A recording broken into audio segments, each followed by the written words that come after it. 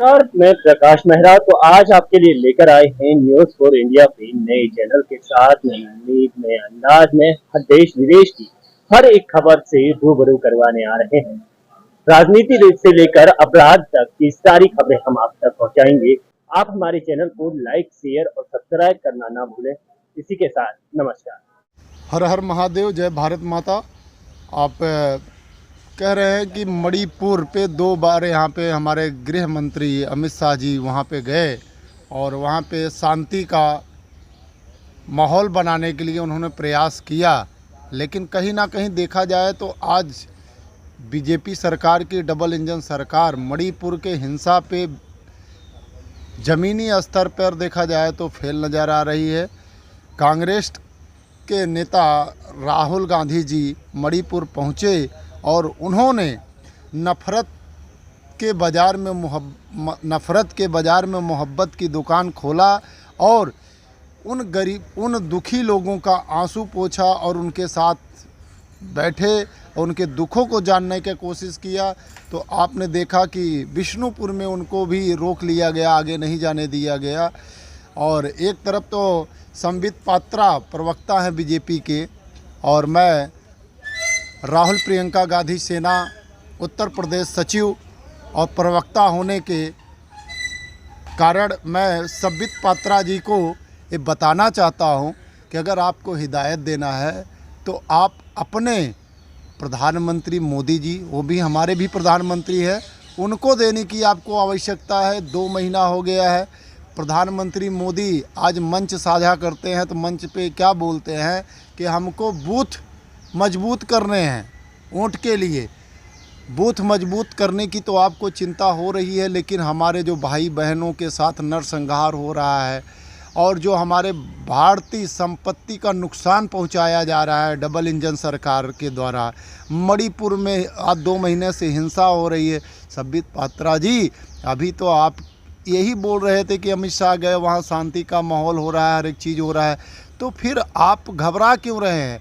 अगर माननीय राहुल गांधी जी मणिपुर के दौरे पर गए हैं तो उनकी सिक्योरिटी के लिए आप इतना परेशान क्यों है? क्यों, तो आप तो बता रहे हैं, आपके बीजेपी के लोग बोल रहे हैं कि मणिपुर में तो कुछ है ही नहीं, केवल ऐसे ही।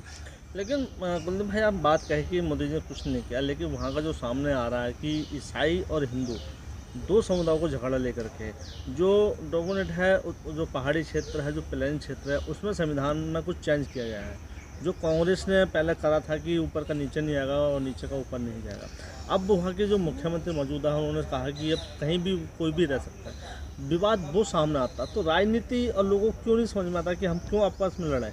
देखिए, बीजेपी की जो राजनीति है नफ़रत की राजनीति है, और कांग्रेस ने 60 साल अपनी राजनीति, सफल राजनीति करने का काम किया है इसी भारत धरती पर। और आज कहीं ना कहीं देखा जाए 9 साल में पंजाब देख लिया जाए सुलग रहा है खालिस्तान के नारों से। मणिपुर में लेकिन वहाँ तो कांग्रेस की सरकार थी।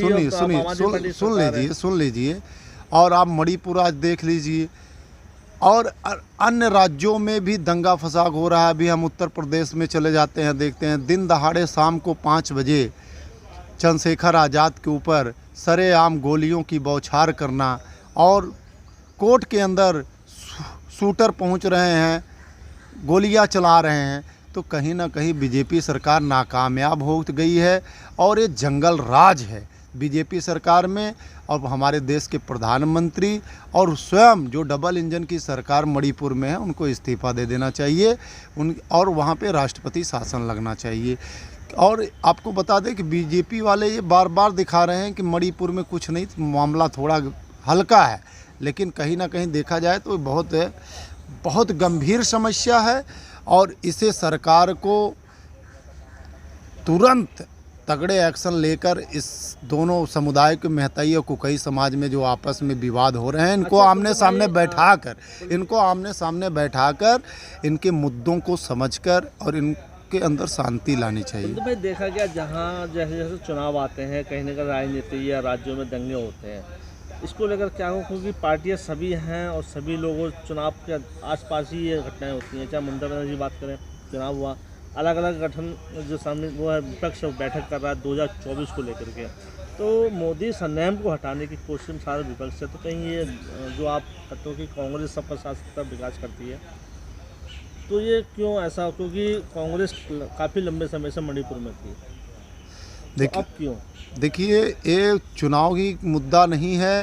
पहले तो आपको बताएं, किसी बीजेपी सरकार में हमारे किसानों को 1.5 साल यहीं दिल्ली और दिल्ली के बॉर्डरों पर डिटेन किया गया, उनको धरने के लिए मजबूर कर दिया गया और हमारे किसान भाई लोहा लेने का काम किए। और किसी तरह से बीजेपी सरकार फिर चुनाव जब आया तो अपनी हिटलर शाही सोच को उसने ज़मीन पर रखा और किसानों के मुद्दों को माना।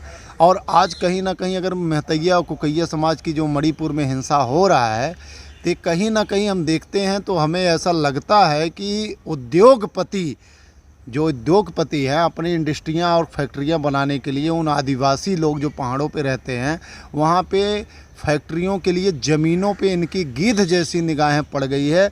अब बीजेपी सरकार का ये जो नारा था ना कि हम गरीबों के चौकीदार हैं, तो कहीं ना कहीं अगर आप देखते हैं तो ये हमें समझ में आता है कि ये सरकार जो है उद्योगपतियों की सरकार है और इन्हें आम जनमानस के साथ क्या घटनाएं घट रही हैं इससे इनको कुछ लेना देना है नहीं। और ज़मीनी स्तर पर प्रधानमंत्री मोदी जी हर तरह से फेल हो चुके हैं। और आप देख रहे हैं कि महंगाई जो है हमारे देश में चरम सीमा तक पहुंच गई है और कांग्रेस के समय में महंगाई नहीं था। आज देखा जाए तो देश में 98% लोग तो एक टाइम की रोटी के लिए मोहताज हो चुके हैं। लेकिन आप कहते हो मोहताज हो गए, अभी भी देश के अंदर करीब 80 करोड़ ऐसे जो बेरोजगारी का भी राशन दिया जा रहा है जो कोविड के बाद में केंद्र सरकार से, और आप कहते हैं कि वहाँ पर रोज़गार नहीं है, काम नहीं है।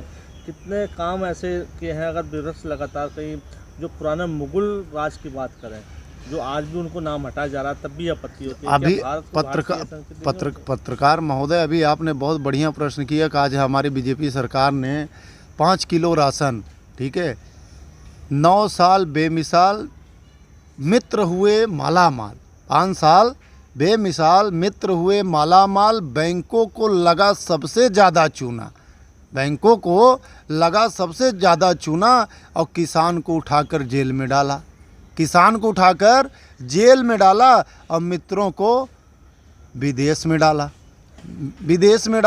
और आज कांग्रेस थी उस समय, कांग्रेस ने क्यों ऐसा लोन दिया जो उनसे वसूली नहीं कर पाई? मेरी बात लेकिन 9 साल के बाद बीजेपी आई तो बीजेपी कुछ वसूली की, लेकिन कांग्रेस की सरकार में ऐसा कोई व्यक्ति नहीं है जो देश का पैसा लेके विदेशों में भागा। मैंने यही आपको साफ दर्शा दिया कि मित्र हुए मालामाल, ये जितने भी लोग पैसे लेके हमारे देश के गए हैं ये सब बीजेपी के ही थे। और आज बीजेपी इनकी सारे लोन को माफ करने का, कांग्रेस ने क्यों नहीं देखा कि बीजेपी कांग्रेस सत्ता में आएगी तो इसका भी सत्ता में थी तब क्यों नहीं लिया उन्होंने? सत्ता के बाद तो ये सब पैसा लेके भागे हैं। एक तरफ तो हमारे देश के माननीय प्रधानमंत्री 2014 में जब आए तो उन्होंने बोला कि जो विदेशों में ब्लैक मनी है उसको मैं ले आऊँगा और हर किसी के खाते में 15 लाख रुपए देने का है ही नहीं। मैं बता रहा हूँ, खाते में आएंगे नहीं है, हाँ, आ सकते हैं सारे ब्लैक मनी। तो आज 9 साल जो है हमारे देश के प्रधानमंत्री मोदी जी ये अपने मित्रों के खाते भर रहे हैं, उद्योगपतियों के खाते भर रहे हैं। लास्ट सवाल है कि 2024 में किसकी सरकार होगी? 2024 में सरकार अभी इस बार परिवर्तन करने जा रही है, क्योंकि हिटलर शाही मोदी सरकार की तानाशाही से जवान, किसान, पहलवान, राज्य, देश सब परेशान। और इन्होंने जितने वादे किए थे ज़मीनी का स्तर पर सारे इनके विफल हो चुके हैं। लेकिन पहलवान की बात आई सामने, अभी जो धरना चला यहाँ पर, अब जो गलतियाँ आ रही हैं वो पहलवानों की आ रही हैं सारी। देखिए, अब वो अपने ही बयानों से पलट रहे हैं, तो कहाँ सरकार की गलती है? मैं आपको बता रहा हूँ, सरकार ये है तानाशाही सरकार, ठीक है। अभी तो आपको भी गलत ठहरा देंगे। अब मैं आज आपके सामने बोल रहा हूँ, कल शायद मेरे ऊपर कितने मुकदमे हो जाएं इसका भी कुछ पता नहीं है। तो ये सरकार है, सरकार चाहे जिसको न्याय कर दे और सरकार चाहे जिसको विरोधी बना दे और सरकार चाहे जिसको दोषी ठहरा दे, ये सरकार के हाथ में। और आज जंगल राज्य है, जंगल राज्य में कोई इस बीजेपी सरकार में कहीं सेफ नहीं है। कब किसके साथ क्या घटना घट जाए इसको कहा नहीं जा सकता है। शरीर का मरना मौत नहीं, ज़मीर का मरना मौत होता है। तो आज बीजेपी का जो है शरीर नहीं, ज़मीर ही मर चुका है। जय हिंद, जय भारत। नमस्कार, मैं प्रकाश मेहरा। तो आज आपके लिए लेकर आए हैं न्यूज फॉर इंडिया के नए चैनल के साथ नई उम्मीद नए अंदाज में हर देश विदेश की हर एक खबर से रूबरू करवाने आ रहे हैं। राजनीति से लेकर अपराध तक की सारी खबरें हम आप तक पहुंचाएंगे। आप हमारे चैनल को लाइक, शेयर और सब्सक्राइब करना ना भूलें। इसी के साथ नमस्कार।